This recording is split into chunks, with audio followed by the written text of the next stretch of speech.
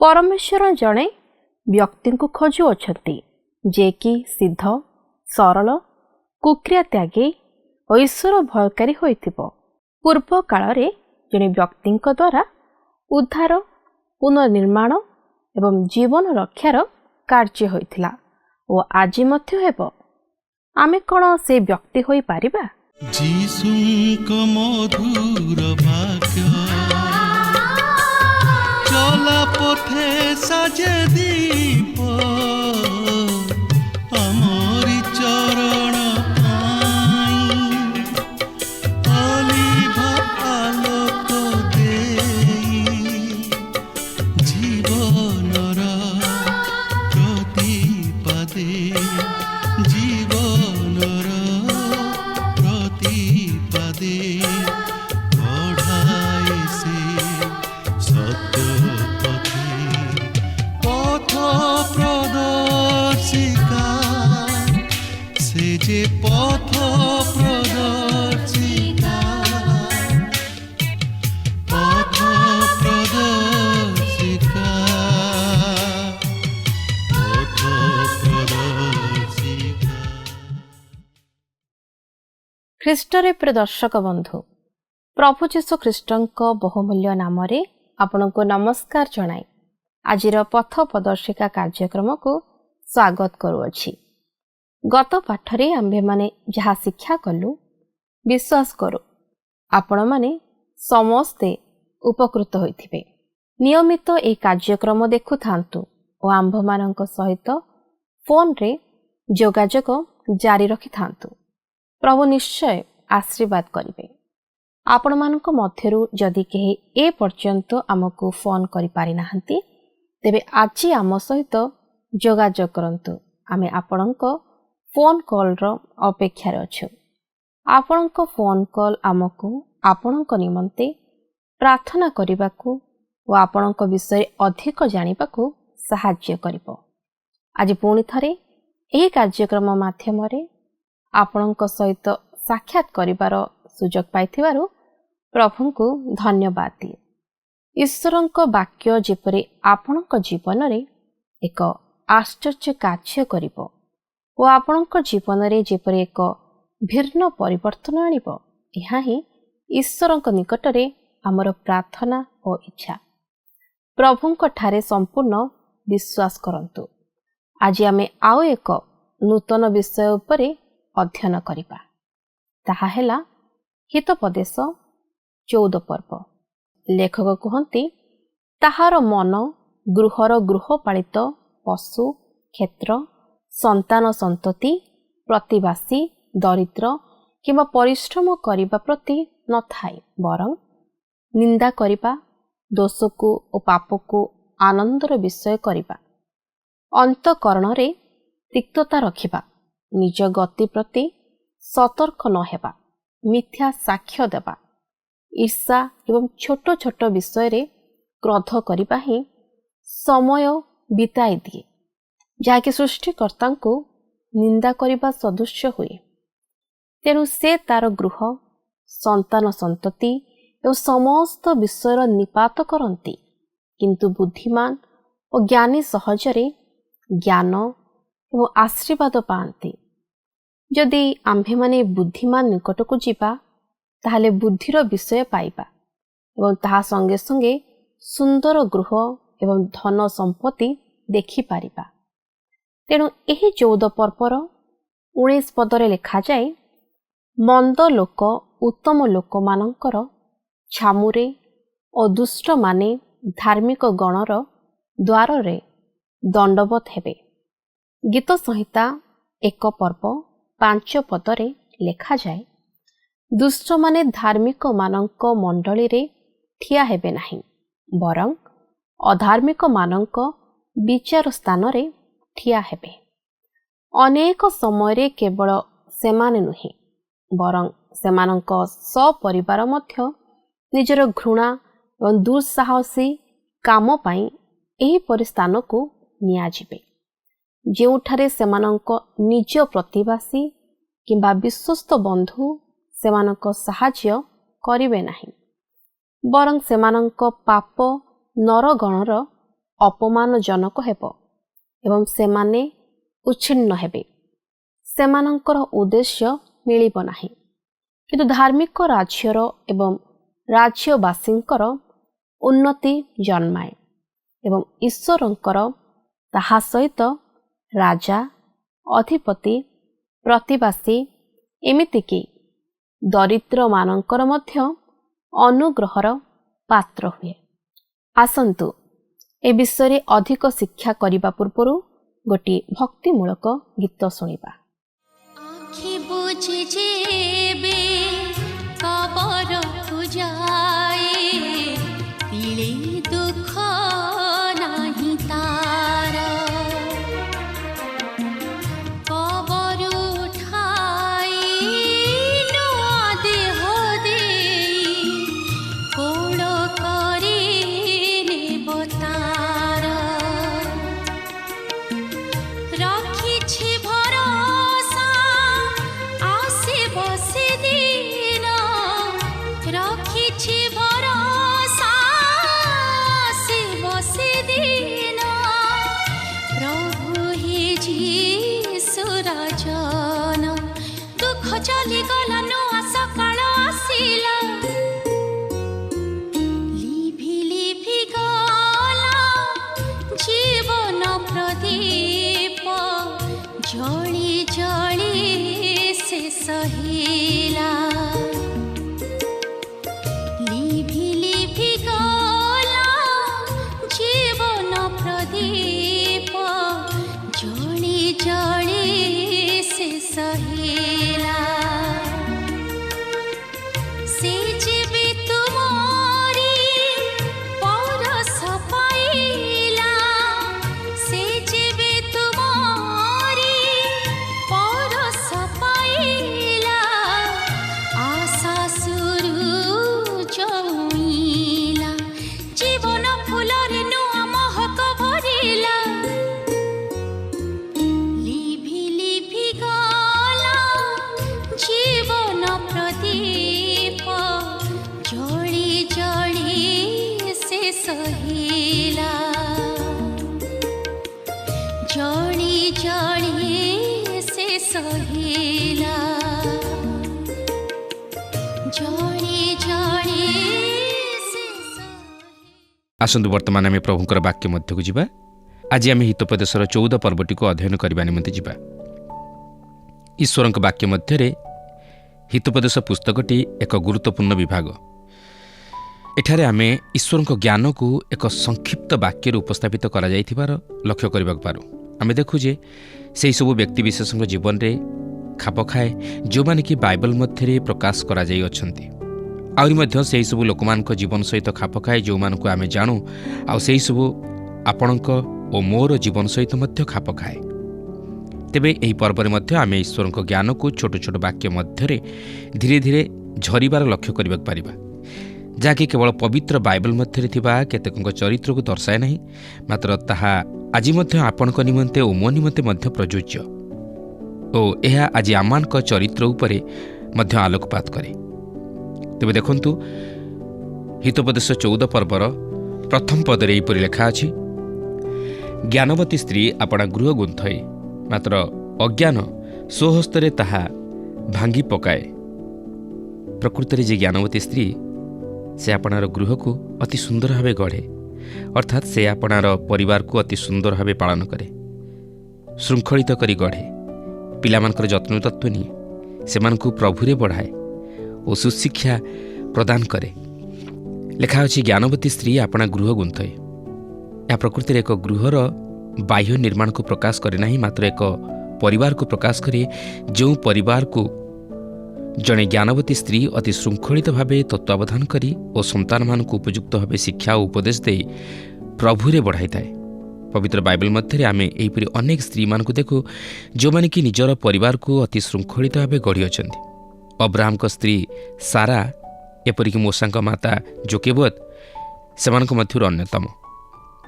ସେମାନେ ଯଦିଓ ବଡ଼ ବଡ଼ ରାଜପ୍ରାସାଦ ବା ଅଟ୍ଟାଳିକାମାନ ନିର୍ମାଣ କରିପାରିନଥିଲେ, ମାତ୍ର ସେମାନଙ୍କର ପରିବାରକୁ, ବିଶେଷ କରି ସନ୍ତାନମାନଙ୍କୁ ପ୍ରଭୁଙ୍କ ବିଷୟରେ ଶିକ୍ଷା ଓ ଚେତନା ଦେଇ ବଢ଼ାଇଥିଲେ। ଲେଖା ଅଛି, ମାତ୍ର ଅଜ୍ଞାନ ସ୍ୱହସ୍ତରେ ତାହା ଭାଙ୍ଗି ପକାଏ। ସେମାନଙ୍କର ଦୁଷ୍ଟତା ଲାଗି ସେମାନଙ୍କ ହସ୍ତ ଦ୍ୱାରା ନିର୍ମିତ ପରିବାର ବିନଷ୍ଟ ହୋଇଥିଲା। ପ୍ରିୟ ବନ୍ଧୁ, ଜଣେ ସ୍ତ୍ରୀ ତାର ପରିବାରକୁ ଗଢ଼ିପାରେ ବା ଭାଙ୍ଗି ଦେଇପାରେ। ସନ୍ତାନମାନଙ୍କୁ ଉପଯୁକ୍ତ ଶିକ୍ଷା ଓ ଉପଦେଶ ନ ଦେଇ ସେ ସେମାନଙ୍କୁ ବିପଥରେ କଢ଼ାଇ ନେବା ଦ୍ୱାରା ନିଜର ପରିବାରକୁ ଧ୍ୱଂସ ମୁଖରେ ପତିତ କରାଏ। ଦୃଷ୍ଟାନ୍ତ ସ୍ୱରୂପେ ମୁଁ ଆପଣଙ୍କ ସମ୍ମୁଖରେ ଦ୍ୱିତୀୟ ବଂଶାବଳୀର 22 ପର୍ବର 2 ଓ 3 ପଦକୁ ଆଣି ଉପସ୍ଥାପିତ କରିବାକୁ ଚାହେଁ। ଦେଖନ୍ତୁ, ସେଠାରେ ଏହିପରି ଲେଖା ଅଛି, ଅହସ୍ୟ ରାଜ୍ୟ କରିବାକୁ ଆରମ୍ଭ କରିବା ସମୟରେ 42 ବର୍ଷ ବୟସ୍କ ହୋଇଥିଲେ ଓ ସେ ଜେରୁସାଲେମରେ 1 ବର୍ଷ ରାଜ୍ୟ କଲେ। ତାହାଙ୍କର ମାତାଙ୍କର ନାମ ଅଥଲିଆ, ସେ ଅମ୍ରିର କନ୍ୟା ଥିଲେ। ଅହସ୍ୟ ଆହାବ ବଂଶର ପଥରେ ଗମନ କଲେ, କାରଣ ଦୁଷ୍କର୍ମ କରିବା ପାଇଁ ତାହାଙ୍କର ମାତା ତାହାଙ୍କର ମନ୍ତ୍ରଣା ଦାୟିନୀ ଥିଲେ। ଏହାପରେ 14 ପର୍ବର 2 ପଦରେ ଲେଖା ଅଛି, ଯେ ଆପଣା ସରଳତାରେ ଆଚରଇ ସେ ସଦାପ୍ରଭୁଙ୍କୁ ଭୟ କରଇ, ମାତ୍ର ବିପଦଗାମୀ ତାହାଙ୍କୁ ତୁଚ୍ଛ କରେ। ଆମମାନଙ୍କର ଆଚରଣ ଯେ ଈଶ୍ୱରଙ୍କ ସହିତ ଆମମାନଙ୍କର ସମ୍ପର୍କକୁ ପ୍ରକାଶ କରେ, ଏହି ପଦ ତାହା ସ୍ପଷ୍ଟ କରିଦିଏ। ପ୍ରଥମ ଯୋହନ 2 ପର୍ବର 6 ପଦରେ ଲେଖା ଅଛି, ଯେ ତାହାଙ୍କଠାରେ ରହେ ବୋଲି କହେ, ତାହାର ତାହାଙ୍କ ପରି ଆଚରଣ କରିବା ମଧ୍ୟ କର୍ତ୍ତବ୍ୟ। ଆମମାନଙ୍କର ଆଚରଣ ଈଶ୍ୱରଙ୍କର ମନର ମତ ଓ ଈଶ୍ୱରଙ୍କ ଇଚ୍ଛା ଅନୁଯାୟୀ ହେବା ଉଚିତ, ଯେପରି ଖ୍ରୀଷ୍ଟ ଯୀଶୁଙ୍କର ଥିଲା। ଆପଣଙ୍କର ମନେ ଥିବ ଯେ ସାମୁଏଲ ଏହି ବିଷୟ ରାଜା ସାଉଲଙ୍କ ନିକଟରେ ପ୍ରକାଶ କରି କହିଲେ, ଦେଖ, ଶୁଣିବା ବଳିଦାନଠାରୁ ଓ ଅବଦାନ କରିବା ମେଷମେଦଠାରୁ ଉତ୍ତମ, ଯାହାକି ପ୍ରଥମ ସାମୁଏଲ 15 ପର୍ବର 22 ପଦରେ ଲେଖା ଅଛି। ତେଣୁକରି ପ୍ରଭୁଙ୍କ ପ୍ରତି ବାଧ୍ୟତା ହେଉଛି ଗୁରୁତ୍ୱପୂର୍ଣ୍ଣ ବିଷୟ। ତାହା ବିନା ଆମମାନଙ୍କର ସମସ୍ତ ଧର୍ମକର୍ମ ବୃଥା। 14 ପର୍ବର 3 ପଦରୁ 11 ପଦ ମଧ୍ୟରେ ଆମେ ଜ୍ଞାନୀ ଓ ଅଜ୍ଞାନୀମାନଙ୍କର ଆଚରଣ ମଧ୍ୟରେ ପାର୍ଥକ୍ୟତା ଲକ୍ଷ୍ୟ କରିବାକୁ ପାରୁ। 14 ପର୍ବର 3 ପଦରେ ଲେଖା ଅଛି, ଅଜ୍ଞାନର ମୁଖରେ ଅହଙ୍କାରର ଠେଙ୍ଗା ଥାଏ, ମାତ୍ର ଜ୍ଞାନବାନ ଲୋକଙ୍କ ଓଷ୍ଠାଦର ସେମାନଙ୍କୁ ରକ୍ଷା କରେ। ଏହା ମୋତେ ଦାଉଦ ଓ ଗଲିଆତ ବିଷୟରେ ସ୍ମରଣ କରାଇଦିଏ, ଯାହାକି ପ୍ରଥମ ସାମୁଏଲ 17 ପର୍ବର 41ରୁ 49 ପଦ ମଧ୍ୟରେ ଉଲ୍ଲେଖ ହୋଇଅଛି। ଅଜ୍ଞାନର ମୁଖରେ ଅହଙ୍କାରର ଠେଙ୍ଗା ଥାଏ। ଏହା ହେଉଛି ଗଲିଆତର ଛବି। ପଲିଷ୍ଟିୟମାନଙ୍କର ବୀର ବୋଲି ସେ ଅତି ଗର୍ବର କଥା କହୁଥିଲା। ଯେତେବେଳେ ଦାଉଦ ସ୍ୱେଚ୍ଛାକୃତ ଭାବେ ତାହା ସହିତ ଯୁଦ୍ଧ କରିବା ନିମନ୍ତେ ବାହାରିଗଲେ, ସେତେବେଳେ ସେ ଏହିପରି ଭାବେ ତାହାର ପ୍ରତିକ୍ରିୟା ପ୍ରକାଶ କରି କହିଲା, ମୁଁ କି କୁକୁର ଯେ ତୁ ଜଷ୍ଟି ନେଇ ମୋ ପାଖକୁ ଆସିଛୁ? ତଇରେ ପଲିଷ୍ଟିୟ ଆପଣା ଦେବତାମାନଙ୍କ ନାମରେ ଦାଉଦଙ୍କୁ ଶ୍ରାପ ଦେଲା। ଆଉ ସେହି ପଲିଷ୍ଟିୟ ଦାଉଦଙ୍କୁ କହିଲା, ମୋ କତିକିଆ, ମୁଁ ତୋର ମାଂସ ଆକାଶ ପକ୍ଷୀ ଓ ବିଲ ପଶୁମାନଙ୍କୁ ଦେବି। କିନ୍ତୁ ଅପରପକ୍ଷରେ ଲେଖା ଅଛି, ମାତ୍ର ଜ୍ଞାନବାନ ଲୋକଙ୍କ ଓଷ୍ଠାଦର ସେମାନଙ୍କୁ ରକ୍ଷା କରେ। ବର୍ତ୍ତମାନ ଦାଉଦଙ୍କର ପ୍ରତ୍ୟୁତ୍ତରକୁ ଲକ୍ଷ୍ୟ କରନ୍ତୁ, ଯାହାକି ସେ ଗଲିଆତକୁ ପ୍ରଦାନ କରନ୍ତି। ତେବେ ଦାଉଦ ପଲିଷ୍ଟିୟକୁ କହିଲେ, ତୁମ୍ଭେ ଖଡ଼୍ଗ ଘେନି, ବର୍ଚ୍ଛା ଘେନି ଓ ଶୈଲ୍ୟ ଘେନି ମୋ କତିକି ଆସିଅଛ, ମାତ୍ର ତୁମ୍ଭେ ଯାହାକୁ ତୁଚ୍ଛ କରିଅଛ, ସେହି ଇସ୍ରାଏଲ ସୈନ୍ୟଶ୍ରେଣୀର ପରମେଶ୍ୱର ସେନାଧିପତି ସଦାପ୍ରଭୁଙ୍କ ନାମରେ ତୁମ୍ଭ ନିକଟକୁ ମୁଁ ଆସୁଅଛି। ଏହାପରେ 14 ପର୍ବର 4 ପଦରେ ଲେଖା ଅଛି, ଗୋରୁ ନଥିଲେ କୁଣ୍ଡ ନିର୍ମଳ ଥାଏ, ପୁଣି ଗୋରୁର ବଳରେ ବହୁ ସମ୍ପତ୍ତି ଉତ୍ପନ୍ନ ହୁଏ। ଏହା ହେଉଛି ଏକ ଚମତ୍କାର ହିତୋପଦେଶ।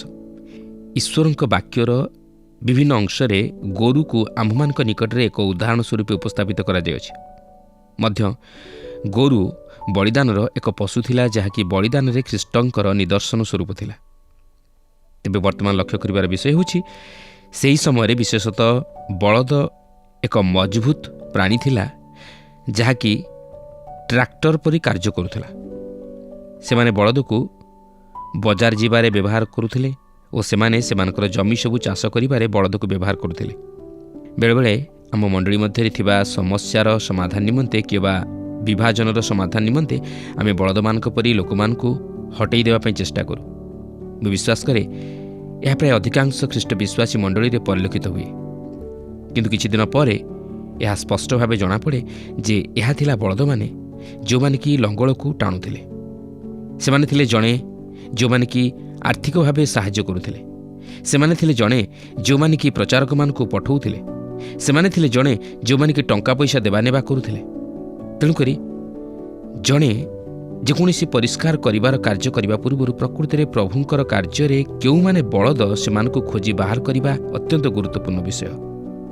ଏପରିକି ମଣ୍ଡଳୀ ମଧ୍ୟରେ ଏକ ଦଳର ଲୋକ ଥାନ୍ତି ଯେଉଁମାନେ କି ମାଣ୍ଡଳିକ ଅନ୍ୟାନ୍ୟ କାର୍ଯ୍ୟରେ ବହୁତ ବ୍ୟସ୍ତ ରହି ଯେଉଁମାନେ ମଣ୍ଡଳୀ ମଧ୍ୟରେ ବାଇବଲ ଶିକ୍ଷା ଉପରେ ବିଶେଷ ଗୁରୁତ୍ୱ ଦିଅନ୍ତି ସେମାନଙ୍କଠାରୁ ଦୂରେଇ ରହିବାକୁ ଚାହାନ୍ତି। ସେମାନେ ଭାବନ୍ତି ସେମାନେ କୁଣ୍ଡ ନିର୍ମଳ କରିବାକୁ ଯାଉଅଛନ୍ତି, ତେଣୁକରି ସେମାନେ ବଳଦକୁ ହଟାଇ ଦିଅନ୍ତି, କିନ୍ତୁ ସେପରି କରିବା ଦ୍ୱାରା ସେମାନେ ଭୁଲ କରନ୍ତି। 14 ପର୍ବର 5 ପଦରେ ଏହିପରି ଲେଖା ଅଛି, ବିଶ୍ୱସ୍ତ ସାକ୍ଷୀ ମିଥ୍ୟା କହେ ନାହିଁ, କିନ୍ତୁ ଅସତ୍ୟ ସାକ୍ଷୀ ମିଥ୍ୟା ଉଚ୍ଚାରଣ କରେ। ପ୍ରଭୁ ଯୀଶୁଙ୍କୁ ବିଶ୍ୱସ୍ତ ଓ ସତ୍ୟ ସାକ୍ଷୀ ବୋଲି କୁହାଯାଏ, ଆଉ ତାହା ହେଉଛି ଏକ ପ୍ରକାର ସାକ୍ଷ୍ୟ ଯାହାକି ଆମମାନଙ୍କର ମଧ୍ୟ ରହିବା ଉଚିତ। ଆଜି ଆମମାନେ ଖ୍ରୀଷ୍ଟଙ୍କ ନିମନ୍ତେ ସାକ୍ଷୀ ହେବା ବିଷୟ ନେଇ ଅନେକ କିଛି ଶୁଣିବାକୁ ପାରୁ। ଖ୍ରୀଷ୍ଟଙ୍କ ନିମନ୍ତେ କିପରି ସାକ୍ଷୀ ହେବାକୁ ହେବ ସେହି ବିଷୟ ନେଇ ମଧ୍ୟ ଶିକ୍ଷା ଦିଆଯାଏ। ତେବେ ଏହା ଅତି ଚମତ୍କାର ବିଷୟ ଯାହାକି ଆପଣଙ୍କୁ ସେହି ଉଦ୍ଧାରକର୍ତ୍ତା ପ୍ରଭୁ ଯୀଶୁଖ୍ରୀଷ୍ଟଙ୍କ ବିଷୟ ନେଇ ଅନ୍ୟକୁ ଜଣାଇବା ନିମନ୍ତେ ସମର୍ଥ କରାଇବ। କିନ୍ତୁ ମନେ ରଖନ୍ତୁ, ଦୁଇ ପ୍ରକାରର ସାକ୍ଷ୍ୟ ରହିଅଛି। ଗୋଟିଏ ହେଉଛି ବିଶ୍ୱସ୍ତ ସାକ୍ଷ୍ୟ ଓ ଅନ୍ୟଟି ହେଉଛି ମିଥ୍ୟା ସାକ୍ଷ୍ୟ। ଆପଣ ଯଦି ଅନ୍ୟକୁ କହନ୍ତି ଯେ ଯୀଶୁ ଉଦ୍ଧାର କରନ୍ତି, ରକ୍ଷା କରନ୍ତି ଓ ପରିତୃପ୍ତ କରାନ୍ତି, ଆପଣ କ'ଣ ସତ୍ୟ କହୁଅଛନ୍ତି? ଆପଣ ଉତ୍ତର ଦେଇପାରନ୍ତି, ବାସ୍ତବିକ ଏହା ସତ୍ୟ ଅଟେ। ହଁ, ଘଟଣାଗୁଡ଼ିକ ସତ୍ୟ ଅଟେ, କିନ୍ତୁ ଆପଣ କ'ଣ ଏହା ନିଜ ଜୀବନରେ ସତ୍ୟ ବୋଲି ପ୍ରମାଣିତ କରିଅଛନ୍ତି କି? 14 ପର୍ବର 9 ପଦରେ ଲେଖା ଅଛି, ଅଜ୍ଞାନମାନେ ଦୋଷକୁ କୌତୁକ ମଣନ୍ତି, ମାତ୍ର ସରଳ ଲୋକମାନଙ୍କ ମଧ୍ୟରେ ଅନୁଗ୍ରହ ଥାଏ। ଈଶ୍ୱରଙ୍କ ବାକ୍ୟ ମଧ୍ୟରେ ଇସେବେଲ୍ ହେଉଛି ତହିଁର ମୁଖ୍ୟ ଉଦାହରଣ, ଯିଏକି ପାପ ପ୍ରତି ପରିହାସ କରିଥିଲା। ତେବେ ସେହି ପ୍ରକାର ଲୋକମାନଙ୍କଠାରୁ ଦୂରେଇ ରହିବାକୁ ଆମମାନଙ୍କୁ କୁହାଯାଏ, ଆଉ ସେମାନଙ୍କ ସହିତ କୌଣସି ସମ୍ପର୍କ ରଖିବା ମଧ୍ୟ ଉଚିତ ନୁହେଁ। 14 ପର୍ବର 10 ପଦରେ ଲେଖା ଅଛି, ଅନ୍ତଃକରଣ ଆପଣାର ତିକ୍ତତା ଜାଣଇ, ପୁଣି ଅପରିଚିତ ଲୋକ ତାହାର ଆନନ୍ଦରେ ଭାଗି ହୁଏ ନାହିଁ। ପ୍ରତ୍ୟେକ ହୃଦୟର କିଛି ଅକୁହା ଆନନ୍ଦ ଓ ଦୁଃଖ ରହିଅଛି, ଯାହାକି କେହି ପ୍ରକାଶ କରିପାରନ୍ତି ନାହିଁ। ଆମେ ଏହା ପ୍ରକାଶ କରିପାରୁ, ମାତ୍ର ସେମାନେ ବୁଝିପାରନ୍ତି ନାହିଁ। ପ୍ରଭୁଙ୍କର ଜଣେ ଦାସଙ୍କୁ କେତେକ ଲୋକ ତାହାଙ୍କର କର୍କଟ ରୋଗର ଅସ୍ତ୍ରୋପଚାର ବିଷୟ ନେଇ ପଚାରିଲେ, ଆଉ ସେ ସେହି ଡାକ୍ତରଖାନାରେ କିପରି ପ୍ରଭୁଙ୍କ ପ୍ରତି ଫେରିଲେ ଓ ପ୍ରଭୁ କିପରି ନିଜକୁ ବାସ୍ତବ ଭାବରେ ତାହାଙ୍କ ନିକଟରେ ପ୍ରକାଶ କଲେ ଓ ତାହାଙ୍କ ସହିତ କଥା କହିଲେ, ତାହା ସେ ସେମାନଙ୍କୁ ଜଣାଇଲେ। ମାତ୍ର ସେମାନେ ତାହା ଶୁଣିବାକୁ ପସନ୍ଦ କଲେ ନାହିଁ ଓ ସେମାନେ ତାହାଙ୍କୁ ଛାଡ଼ି ଚାଲିଗଲେ।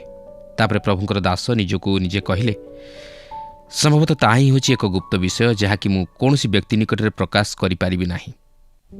ଆପଣ କେବେ କିଛି ଚମତ୍କାର ତଥା ଆନନ୍ଦପୂର୍ଣ୍ଣ ଅନୁଭୂତି ମଧ୍ୟ ଦେଇ ଗତି କରିଛନ୍ତି, ଯାହାକି ଆପଣ ଆପଣଙ୍କ ଅତି ପ୍ରିୟ ବନ୍ଧୁଙ୍କୁ ଜଣାଇବା ନିମନ୍ତେ ଚେଷ୍ଟା କରିଅଛନ୍ତି? ମୁଁ ଯେତେବେଳେ ପ୍ରଭୁ ଯୀଶୁଙ୍କର ପରିଚୟ ପାଇଲି ଓ ସେ ମୋ ହୃଦୟରେ କଥା କହିଲେ, ସେତେବେଳେ ମୋର ମନ ଆନନ୍ଦରେ ଭରିଗଲା। ଆଉ ମୁଁ କିପରି ଏହା ମୋର ପ୍ରିୟଜନମାନଙ୍କୁ ଜଣାଇବି ସେଥି ନିମନ୍ତେ ବ୍ୟାକୁଳ ହେଲି। କିନ୍ତୁ ଯେତେବେଳେ ମୋର ସେହି ଲୋମହର୍ଷଣ ଅନୁଭୂତିକୁ ସେମାନଙ୍କୁ ଜଣାଇଲି, ସେତେବେଳେ ସେମାନଙ୍କ ମୁଖରୁ ମୁଁ ସେହି ଆନନ୍ଦର ଛବି ବା ବାକ୍ୟ ଲକ୍ଷ୍ୟ କରିବାକୁ ପାରିଲି ନାହିଁ। ସେମାନେ ସେହି ଅନୁଭୂତି ଉପରେ କିଛି ଗୁରୁତ୍ୱ ଦେଲେ ନାହିଁ କି ସେମାନେ ମୋ ସହିତ ଆନନ୍ଦ କରିପାରିଲେ ନାହିଁ। ଆଉ ସେତେବେଳେ ମୁଁ ବୁଝିପାରିଲି ଯେ ସେମାନେ ସେହି କଥା ଉପରେ ବିଶ୍ୱାସ କରୁନାହାନ୍ତି କି ତହିଁ ଉପରେ ଗୁରୁତ୍ୱ ଦେଉନାହାନ୍ତି। ତାପରେ ମୁଁ ଭାବିଲି, ସେମାନଙ୍କୁ ଏହା ନ କହିଥିଲେ ବୋଧହୁଏ ଭଲ ହୋଇଥାନ୍ତା। ତେଣୁକରି ଅନ୍ତଃକରଣର ଆନନ୍ଦରେ ସମସ୍ତେ ଭାଗୀ ହୋଇପାରନ୍ତି ନାହିଁ, କାରଣ ସେମାନେ ତାହା ବୁଝିପାରନ୍ତି ନାହିଁ। 14 ପର୍ବର 11 ପଦରେ ଲେଖା ଅଛି, ଦୁଷ୍ଟମାନଙ୍କ ଗୃହ ନିପାତ ହେବ, ମାତ୍ର ସରଳ ଲୋକମାନଙ୍କ ତମ୍ବୁ ଉନ୍ନତ ହେବ। ପ୍ରକୃତିରେ ଏହା କ'ଣ ସତ୍ୟ ନୁହେଁ କି? ହଁ, ଏଥି ନିମନ୍ତେ ଆମେ ଧୈର୍ଯ୍ୟ ରକ୍ଷା କରିପାରିନଥାଉ, ମାତ୍ର ଈଶ୍ୱର ତାହାଙ୍କର ନିରୂପିତ ସମୟ ଅନୁଯାୟୀ ଓ ତାହାଙ୍କର ଯୋଜନା ଅନୁଯାୟୀ ସାଧନ କରିଥାନ୍ତି। ଏହା ବିଳମ୍ବରେ ହେଉ ବା ଶୀଘ୍ର ହେଉ, ନିଶ୍ଚିତ ଭାବେ ସଫଳ ହେବ। 14 ପର୍ବର 12 ପଦରେ ଲେଖା ଅଛି, ମନୁଷ୍ୟର ଦୃଷ୍ଟିରେ କୌଣସି ପଥ ସରଳ ଦେଖାଯାଏ, ମାତ୍ର ତାହାର ଶେଷରେ ମୃତ୍ୟୁର ପଥ ଥାଏ। ଏହା ହେଉଛି ଏକ ପଦ ଯାହାକି ବିଭିନ୍ନ ଭ୍ରାନ୍ତ ଧର୍ମାବଲମ୍ବୀମାନଙ୍କ ନିମନ୍ତେ ପ୍ରଯୁଜ୍ୟ ହେବା ଉଚିତ। ସେହିସବୁ ଭ୍ରାନ୍ତ ଶିକ୍ଷା ଅତି ସୁନ୍ଦର ଓ ମନମୁଗ୍ଧକର ଅଟେ। ନିକଟରେ ଜଣେ ବନ୍ଧୁ ମୋତେ କହିଲେ, ଏହି ସମସ୍ତ ଭ୍ରାନ୍ତ ଶିକ୍ଷା ବା ଧର୍ମମତ କାହିଁକି ବୃଦ୍ଧି ପାଇବାରେ ଲାଗିଛି? ମୁଁ ତାଙ୍କୁ କହିଲି, କାରଣ ଏହା ମନୁଷ୍ୟର ପୁରାତନ ସ୍ୱଭାବକୁ ସନ୍ତୁଷ୍ଟ କରେ। ଏହା ଶାରୀରିକ ଅଭିଳାଷକୁ ପୂର୍ଣ୍ଣ କରେ। ଏହା ଆପଣଙ୍କୁ କହେ ଯେ ଆପଣ ଯଦି ଜଣେ ଅତି ସୁନ୍ଦର ବ୍ୟକ୍ତି ଓ କେତେକ ନୀତି ନିୟମକୁ ଅନୁକରଣ କରନ୍ତି ବା ପାଳନ କରନ୍ତି, ତାହେଲେ ଆପଣ ଈଶ୍ୱରଙ୍କର ଧାର୍ମିକତା ସାଧନ କରିପାରିବେ। ପ୍ରିୟ ବନ୍ଧୁ, ଏକ ରାସ୍ତା ଅଛି ଯାହାକି ମନୁଷ୍ୟର ଦୃଷ୍ଟିରେ ସରଳ ଦେଖାଯାଏ, କିନ୍ତୁ ଏହି ହିତୋପଦେଶର ଶେଷ ଭାଗ ପ୍ରତି ଟିକେ ଲକ୍ଷ୍ୟ କରନ୍ତୁ। ଲେଖା ଅଛି, ମାତ୍ର ତହିଁର ଶେଷରେ ମୃତ୍ୟୁର ପଥ ଥାଏ। ଅର୍ଥାତ୍ ଏହାର ଶେଷ ଗତି ବା ଅନ୍ତିମ ପରିଣତି ହେଉଛି ଈଶ୍ୱରଙ୍କଠାରୁ ଅନନ୍ତକାଳୀନ ବିଚ୍ଛେଦ। ତେଣୁକରି ଠିକ୍ ପଥରେ ଗମନ କରିବା କେତେ ଗୁରୁତ୍ୱପୂର୍ଣ୍ଣ। ପ୍ରଭୁ ଯୀଶୁ କହିଲେ, ମୁଁ ପଥ, ସତ୍ୟ ଓ ଜୀବନ। ମୋ ଦେଇ ନଗଲେ କେହି ପିତାଙ୍କ ନିକଟକୁ ଯାଇପାରେ ନାହିଁ, ଯାହାକି ଯୋହନ 14 ପର୍ବର 6 ପଦରେ ଲେଖା ଅଛି। ମନୁଷ୍ୟ ତାହାର ଚିନ୍ତାଧାରାରେ ଅନେକ ସମୟରେ ଈଶ୍ୱରଙ୍କ ଇଚ୍ଛାର ବହିର୍ଭୂତ ଜୀବନଯାପନ କରେ। ଈଶ୍ୱରଙ୍କ ଅସନ୍ତୋଷଜନକ କାର୍ଯ୍ୟ କଲେ ମଧ୍ୟ ତାହା ଉତ୍ତମ ବୋଲି ବିଚାର କରେ, ମାତ୍ର ତାହା ନିମନ୍ତେ ଅମଙ୍ଗଳରେ ପରିଣତ ହୁଏ ଓ ସେ ମୃତ୍ୟୁର ସମ୍ମୁଖୀନ ହୁଏ। ତେଣୁ ନିଜର ଚିନ୍ତାଧାରାରେ ବା ଇଚ୍ଛା ଅନୁଯାୟୀ କାର୍ଯ୍ୟ ନ କରି ଆମେ ସଦାସର୍ବଦା ଈଶ୍ୱରଙ୍କ ବାକ୍ୟ ଅନୁଯାୟୀ ଚାଲିବା ଦ୍ୱାରା ଈଶ୍ୱରଙ୍କ ଇଚ୍ଛାର ବଶୀଭୂତ ହୋଇ ରହିପାରିବା ଓ ଈଶ୍ୱରଙ୍କ ମଙ୍ଗଳଦାନ ସବୁର ଅଧିକାରୀ ହୋଇପାରିବା। ପ୍ରିୟ ବନ୍ଧୁ, ମନୁଷ୍ୟର ଦୃଷ୍ଟିରେ କୌଣସି ପଥ ସରଳ ଦେଖାଯାଏ, ମାତ୍ର ଲକ୍ଷ୍ୟ କରନ୍ତୁ ଏହାର ଶେଷରେ କ'ଣ ଥାଏ? ମୃତ୍ୟୁର ପଥ ଥାଏ। ଅର୍ଥାତ୍ ଏହାର ଶେଷରେ କେବଳ ମୃତ୍ୟୁ ଥାଏ। ତେଣୁ ଜୀବନରେ ଉତ୍ତମ ପଥକୁ ମନୋନୟନ କରିବା ସବୁଠାରୁ ଗୁରୁତ୍ୱପୂର୍ଣ୍ଣ ବିଷୟ। ଏହାପରେ 14 ପର୍ବର 15 ପଦରୁ 18 ପଦରେ ଲେଖା ଅଛି, ନିର୍ବୋଧ ଲୋକ ସବୁ କଥା ପ୍ରତ୍ୟୟ କରେ, ମାତ୍ର ଚତୁର ଲୋକ ଆପଣାର ସବୁ ଗତି ଭଲ କରି ବୁଝେ। ଜ୍ଞାନୀ ଲୋକ ଭୟ କରେ ଓ ମନ୍ଦକୁ ଛାଡ଼ିଦିଏ, ମାତ୍ର ମୂର୍ଖ ଲୋକ ଦାମ୍ଭିକ ଭାବ ବହି ଦୁଃସାହସୀ ହୁଏ। ଯେ ହଠାତ୍ କ୍ରୋଧୀ ସେ ଅଜ୍ଞାନର କର୍ମ କରେ, ପୁଣି କୁକଳ୍ପନାକାରୀ ନିର୍ବୋଧ ମନୁଷ୍ୟ ଘୃଣାର ପାତ୍ର। ଅସତର୍କ ଲୋକମାନେ ଅଜ୍ଞାନତା ରୂପ ଅଧିକାର ପାଆନ୍ତି, ମାତ୍ର ଚତୁର ଲୋକେ ଜ୍ଞାନରୂପ ମୁକୁଟରେ ବିଭୂଷିତ ହୁଅନ୍ତି। ଏଠାରେ ଆମେ ଜ୍ଞାନବାନ ଓ ନିର୍ବୋଧ ଲୋକର କାର୍ଯ୍ୟ ମଧ୍ୟରେ ଏକ ପାର୍ଥକ୍ୟତା ଲକ୍ଷ୍ୟ କରୁଅଛୁ। ଜ୍ଞାନବାନର ଚିନ୍ତାଧାରା ଓ କାର୍ଯ୍ୟକଳାପ ତାହାକୁ ଗୌରବ ରୂପ ମୁକୁଟରେ ବିଭୂଷିତ କରାଏ। ସେ ସବୁକିଛି ବୁଦ୍ଧିର ସହିତ କରେ। ସେ ଲୋକମାନଙ୍କ ପ୍ରତ୍ୟେକ କଥାରେ ବିଶ୍ୱାସ ନ କରି ବା ଗୁରୁତ୍ୱ ନ ଦେଇ ଈଶ୍ୱରଙ୍କ ବାକ୍ୟ ଉପରେ ବିଶେଷ ଗୁରୁତ୍ୱ ଦିଏ ଓ ସେହି ବାକ୍ୟରେ ବିଶ୍ୱାସ କରେ। କିନ୍ତୁ ନିର୍ବୋଧ ଲୋକ ସେପରି କରେ ନାହିଁ। ଆଜି ଜଗତର ଲୋକମାନେ ଭାବନ୍ତି ଖ୍ରୀଷ୍ଟ ବିଶ୍ୱାସୀମାନେ ଏପରି ଲୋକେ ଯେଉଁମାନଙ୍କର ଦୃଷ୍ଟିକୋଣ ଅତି ନିମ୍ନ ସ୍ତରର, ସେମାନେ ଅତି ସରଳ ଓ ସେମାନେ ସମସ୍ତ ବିଷୟକୁ ବିଶ୍ୱାସ କରନ୍ତି, ଯାହାକି ସେମାନଙ୍କୁ କୁହାଯାଏ। କିନ୍ତୁ ସେହି ଅର୍ଥରେ ଦେଖିବାକୁ ଗଲେ ଯେ ପ୍ରକୃତରେ ଈଶ୍ୱରଙ୍କ ସନ୍ତାନ ସେ ସେହିପରି ନୁହେଁ। ସେ କୌଣସି ବିଷୟ କିମ୍ବା ସମସ୍ତ ବିଷୟକୁ ଏତେ ସହଜରେ ବିଶ୍ୱାସ କରେ ନାହିଁ। ଶିଷ୍ୟମାନେ ପ୍ରଭୁ ଯୀଶୁଙ୍କୁ ବାରମ୍ବାର ପ୍ରଶ୍ନ କରିବାର ଆପଣ କେବେ ଲକ୍ଷ୍ୟ କରିଛନ୍ତି? ଥୋମା, ଯାହାଙ୍କୁ ଆମେ ସନ୍ଦେହୀ ବୋଲି କହୁ, ସେ ଥରକୁ ଥର ପ୍ରଶ୍ନ ଉଠାଉଥିଲେ। ସେହିପରି ସିମୋନ ପିତର ଅନେକ ପ୍ରଶ୍ନ ପଚାରିଥିଲେ, ପ୍ରଭୁ ଆପଣ କେଉଁ ସ୍ଥାନକୁ ଯାଉଅଛନ୍ତି? ମୁଁ କାହିଁକି ଆପଣଙ୍କର ଅନୁଗମନ କରିପାରିବି ନାହିଁ? ସେହିପରି ଫିଲିପ ଯୀଶୁଙ୍କୁ ପଚାରିଲେ, ଆମ୍ଭମାନଙ୍କୁ ପିତାଙ୍କୁ ଦର୍ଶନ କରାନ୍ତୁ, ତାହା ଆମମାନଙ୍କ ନିମନ୍ତେ ଯଥେଷ୍ଟ। ସେହିପରି ଜିହୁଦା ଇସ୍କାରିଓତ ନୁହେଁ, ଆଉ ସେ ଯୀଶୁଙ୍କୁ ପଚାରିଲେ, ଏହା କିପରି ଆପଣ ଏହିସବୁ ବିଷୟ ଆମମାନଙ୍କୁ ଦେଖାଇବେ, ମାତ୍ର ସେହିସବୁ ଜଗତକୁ ଦେଖାଇବେ ନାହିଁ? ତେଣୁକରି ଆପଣ ଲକ୍ଷ୍ୟ କରନ୍ତୁ, ଏହିସବୁ ବ୍ୟକ୍ତିମାନେ ସଦାସର୍ବଦା ପ୍ରଶ୍ନ ଉଠାଉଥିଲେ। ଆପଣ ଯଦି ଈଶ୍ୱରଙ୍କର ଜଣେ ସନ୍ତାନ, ତାହେଲେ ଆପଣ ସହଜରେ ପ୍ରତାରିତ ହେବେ ନାହିଁ। ଆପଣ ଯାହା ସବୁ ଶୁଣନ୍ତି ତାହାକୁ ଗ୍ରହଣ କରିବାକୁ ଯାଉନାହାନ୍ତି। ଅନ୍ଧକାର ମଧ୍ୟରେ ବିଶ୍ୱାସ ଏକ ଲମ୍ଫ ଦେବା ପରି ନୁହେଁ। ବିଶ୍ୱାସ କିଛି ବିଷୟ ଉପରେ ଆପଣଙ୍କର ଜୀବନକୁ ବାଜି ଲଗାଇବା ପରି ନୁହେଁ, କିମ୍ବା ଏହା ଏକ ଛୋଟ ଝିଅର ସଂଜ୍ଞା ନୁହେଁ। ବିଶ୍ୱାସ ହେଉଛି ଆପଣ ଯାହା ଜାଣନ୍ତି ତହିଁରେ ବିଶ୍ୱାସ କରିବା। ଏହାପରେ 14 ପର୍ବର 19-23 ପଦ ମଧ୍ୟରେ ଆମେ ଦୁଷ୍ଟ ଲୋକ ଓ ଉତ୍ତମ ଲୋକର କାର୍ଯ୍ୟକଳାପ ମଧ୍ୟରେ ଏକ ଭିନ୍ନତା ଲକ୍ଷ୍ୟ କରିବାକୁ ପାରୁ। ଦେଖନ୍ତୁ 14 ପର୍ବର 19 ଓ 20 ପଦରେ ଏହିପରି ଲେଖା ଅଛି, ମନ୍ଦ ଲୋକେ ଉତ୍ତମ ଲୋକମାନଙ୍କ ଛାମୁରେ ଓ ଦୁଷ୍ଟମାନେ ଧାର୍ମିକ ଗଣର ଦ୍ୱାରରେ ଦଣ୍ଡବତ କରନ୍ତି। ଦରିଦ୍ର ଆପଣା ପ୍ରତିବାସୀର ହିଁ ଘୃଣିତ ହୁଏ, ମାତ୍ର ଧନବାନର ଅନେକ ବନ୍ଧୁ ଥାଆନ୍ତି। ଏହା ଅତି ଅଧିକରୁ ଅଧିକ ସତ୍ୟ ହେବା ପରି ଜଣାଯାଏ। ଆଜି ଯଦି ଜଣେ ଦରିଦ୍ର ଲୋକ ରାଷ୍ଟ୍ରପତି ପଦବୀ ପାଇଁ ଠିଆ ହୁଏ, ତାହେଲେ ଲୋକେ ତାହାକୁ ଘୃଣା କରିବେ ବା ପରିହାସ କରିବେ, କାରଣ ଏହିପରି ପଦବୀ ନିମନ୍ତେ ପ୍ରାୟ ଧନୀ ବ୍ୟକ୍ତିମାନେ ହିଁ ସୁଯୋଗ ପାଇଥାନ୍ତି। ସେପରି 14 ପର୍ବରେ 21 ପଦରେ ଲେଖା ଅଛି, ଯେଉଁ ଲୋକ ପ୍ରତିବାସୀକୁ ତୁଚ୍ଛବୋଧ କରେ ସେ ପାପ କରେ, ମାତ୍ର ଯେଉଁ ଜନ ଦରିଦ୍ରକୁ ଦୟା କରେ ସେ ଧନ୍ୟ। 14 ପର୍ବର 23 ପଦରେ ଲେଖା ଅଛି, ସବୁ ପ୍ରକାର ପରିଶ୍ରମରେ ଫଳ ଅଛି, ପୁଣି ଓଷ୍ଠାଧରର କଥା ମାତ୍ର କେବଳ ଦରିଦ୍ରତାରେ ପ୍ରବର୍ତ୍ତାଏ। କେତେକ ଲୋକ କେବଳ କଥା କହନ୍ତି, ମାତ୍ର ସେମାନେ କୌଣସି କାର୍ଯ୍ୟ କରନ୍ତି ନାହିଁ। ଏହାପରେ 14 ପର୍ବର 24 ପଦରୁ 35 ପଦରେ ଆମେ ଲକ୍ଷ୍ୟ କରିବାକୁ ପାରୁଛୁ ଯେ ଯେଉଁମାନେ ଜ୍ଞାନୀ ସେମାନେ ଯଦିଓ ଜାଗତିକ ଧନରେ ବିଶେଷ ଧନବାନ ନଥାନ୍ତି, ମାତ୍ର ଆତ୍ମିକ ଧନରେ ଧନବାନ ଥାନ୍ତି। ପ୍ରଭୁ ଯୀଶୁ କହନ୍ତି, ଅନ୍ଧ ଯଦି ଅନ୍ଧକୁ ବାଟ କଢ଼ାଏ ତାହେଲେ ସେମାନେ ଉଭୟ ଖାତରେ ପଡ଼ିବେ। ତେଣୁକରି ସଦାପ୍ରଭୁ ବିଷୟକ ଭୟ ଆମମାନଙ୍କୁ ବିନାଶର ମୁଖରୁ ଉଦ୍ଧାର କରେ। ପ୍ରଭୁ ପ୍ରତ୍ୟେକଙ୍କୁ ଆଶୀର୍ବାଦ କରନ୍ତୁ। ପ୍ରିୟ ଭାଇ ଭଉଣୀମାନେ, ମୋର ବିଶ୍ୱାସ ଆଜିର ଅଧ୍ୟୟନଟି ଆପଣମାନଙ୍କୁ ଭଲ ଲାଗିଥିବ ଓ ଆପଣମାନେ ଆତ୍ମିକ ଜୀବନରେ ଉପକୃତ ହୋଇଥିବେ। ଯାକୁବ 1 ଅଧ୍ୟାୟ 5 ପର୍ବରେ ଲେଖାଯାଏ, ଯାହାର ଜ୍ଞାନର ଅଭାବ ଅଛି, ତେବେ ଯେଉଁ ଈଶ୍ୱର ଦୋଷ ନ ଧରି ମୁକ୍ତ ହସ୍ତରେ ସମସ୍ତଙ୍କୁ ଦାନ କରନ୍ତି, ତାହାଙ୍କ ଛାମୁରେ ସେ ପ୍ରାର୍ଥନା କରୁ, ସେଥିରେ ତାହାକୁ ଦିଆଯିବ। ଆମ୍ଭମାନଙ୍କ ଦୈନନ୍ଦିନ ଜୀବନରେ ଜ୍ଞାନ ଅତ୍ୟନ୍ତ ପ୍ରୟୋଜନ ବିଷୟ ଅଟେ, ଯାହାଦ୍ୱାରା ଆମ୍ଭେମାନେ ଜୀବନ, ଗୃହ, ସମ୍ପତ୍ତି, କ୍ଷେତ୍ର ଓ ଆଗାମୀ ବଂଶଧର ପାଇଁ ଈଶ୍ୱରଙ୍କ ଆଶୀର୍ବାଦ ପାଇପାରିବା ଏବଂ ସମସ୍ୟା, ରୋଗ, ପ୍ରତିକୂଳ ପରିସ୍ଥିତିରେ ମଧ୍ୟ ରକ୍ଷା ପାଇପାରିବା। ଯଦି ଆମ୍ଭମାନଙ୍କ ମଧ୍ୟରେ ଜ୍ଞାନ ଓ ବୁଦ୍ଧି ଅଛି, ତେବେ ଏହି ସମସ୍ତ ବିଷୟ ସହଜରେ ନିଜ ବଶରେ ରଖିପାରିବା। ଆଜି ତ ଆମ ସମୟ ଶେଷ ହେଲାଣି।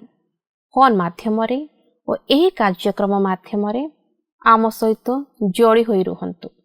ଆପଣଙ୍କ ଠାରୁ ବିଦାୟ ନେବା ପୂର୍ବରୁ ଆସନ୍ତୁ ପ୍ରାର୍ଥନା କରିବା। ପ୍ରିୟ ପ୍ରେମିକ, ଅତ୍ୟନ୍ତ ଦୟାଳୁ ପ୍ରଭୁ, ତୁମେ ଆମମାନଙ୍କୁ କେତେ ପ୍ରେମ କରିଅଛ, କେତେ ଅନୁଗ୍ରହ ଦାନ ଦେଇଅଛ।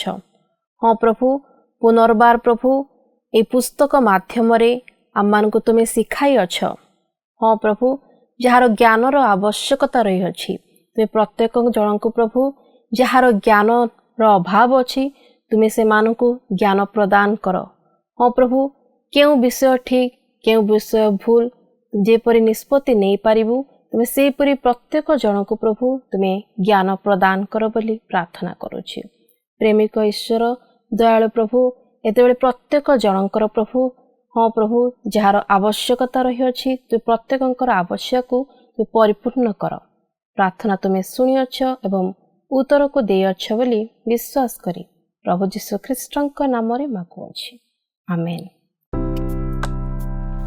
ଗତ ପ୍ରଶ୍ନର ଉତ୍ତରଟି ହେଲା ବି କଳି। ଆଜିର ପ୍ରଶ୍ନଟି ହେଉଛି, କେଉଁ ପ୍ରକାର ସ୍ତ୍ରୀ ଆପଣା ଗୃହ ଗୁନ୍ଥଇ? ଏ ଜ୍ଞାନବତୀ, ବି ଅଜ୍ଞାନୀ, ସି ଅଳସୁଆ, ଡି କଳିହୁଡ଼ି।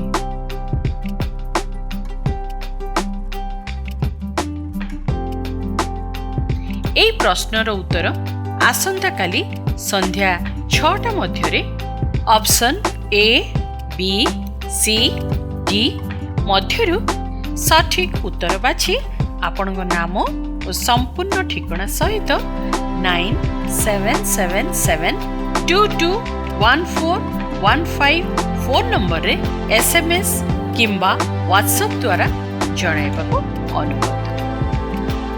ଯଦି ଆପଣଙ୍କୁ ଆମ କାର୍ଯ୍ୟକ୍ରମ ଭଲ ଲାଗୁଛି, ତେବେ 044490812996ରେ ମିସ୍ଡ କଲ୍ ଦେଇ ବିଜୟୀ ହୋଇପାରିବେ।